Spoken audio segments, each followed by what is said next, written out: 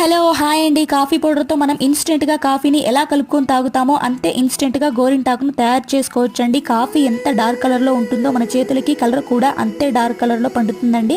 ముందుగా 2 పేపర్స్ని తీసుకొని మనం వంటకి ఏ నూనె అయితే వాడతామో అదే నూనెని పేపర్స్కి ఇలా అప్లై చేసుకోండి 2 వైపులా. ఇక బౌల్లోకి తీసుకొని దానిపైన ఈ పేపర్స్ని పెట్టి రౌండ్గా కట్ చేసుకోండి. ఆ పేపర్స్ని ఆ బౌల్లోకి ఇలా సెట్ చేసుకోండి. ఇప్పుడు కాఫీ పౌడర్ ప్యాకెట్ని 3 స్పూన్ల పంచదారను వేసి బాగా మిక్స్ చేసుకోండి. ఇందాక సెట్ చేసుకున్న బౌల్లోకి ఒక చిన్న గిన్నెని పెట్టుకొని ఈ కాఫీ పౌడర్ షుగరు ఇలా రౌండ్గా వేసుకొని పైన వాటర్ ఉన్న గిన్నెని పెట్టుకొని స్టవ్ మీద ఒక 5 మినిట్స్ సిమ్లో పెట్టి తీసేయండి. ఇలా లిక్విడ్ అనేది వస్తుంది. ఇక్కడ చూస్తున్నారు కదా, మనం పేపర్ పెట్టి చేయడం వల్ల గిన్నె అనేది అస్సలు మాడిపోలేదు. ఇక లిక్విడ్లోకి రెడ్ కలర్ గోపురం కుంకుమని కలుపుకొని మన చేతులకి మీకు నచ్చిన డిజైన్ని పెట్టుకొని ఒక 10 మినిట్స్లో వాష్ చేసుకోవడమే. ఈ గోరింటాకు మనకు 1 వీక్ వరకు ఉంటుందండి. ఛానల్ లైక్ చేసి సబ్స్క్రైబ్